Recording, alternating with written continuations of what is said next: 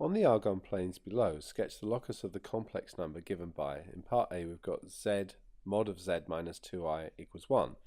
So that means the distance of z from the point to I, which is just here, is 1. So that's going to be a circle of radius 1. So let's just try and draw a circle of radius 1 centered at 2i.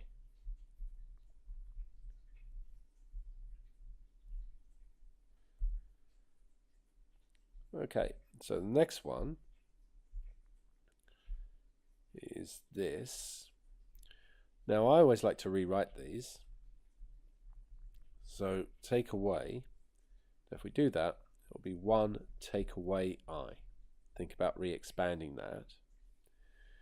And greater than or equal to, and if we do a minus there, that'll end up being -1 plus I. Again, just think about re-expanding. And this gives us the points 1, -1, which is here, and -1, 1, which is here.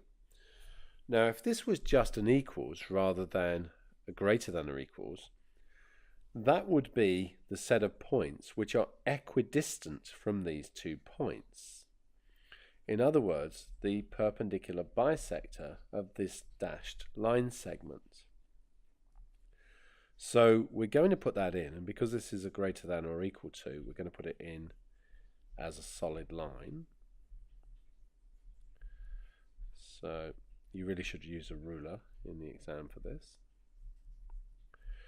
Now it's saying the distance from this first point, which we know is the 1 minus I. So the distance from this point is greater than the distance from the other point.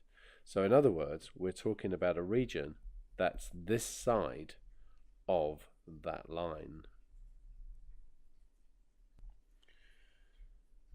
So for the locus from part A, state the exact maximum value for mod z plus 2. Again, rewrite it like this.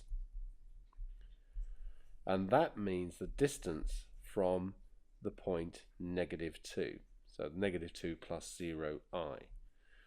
So that is the furthest. I'm just going to answer it on this bit here, so we've got the diagram. The furthest point on the circle from here. So think about that distance. That's going to be this point here, but of course we know this part is 1, that's just the radius. And we can use Pythagoras for this because that's 2 and 2.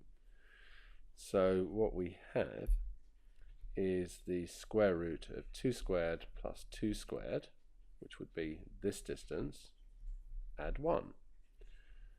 So that's going to be root 8, add 1, and of course root 8 we should write as 2 root 2. Remember 8 is 4 times 2. So 2 root 2, add 1.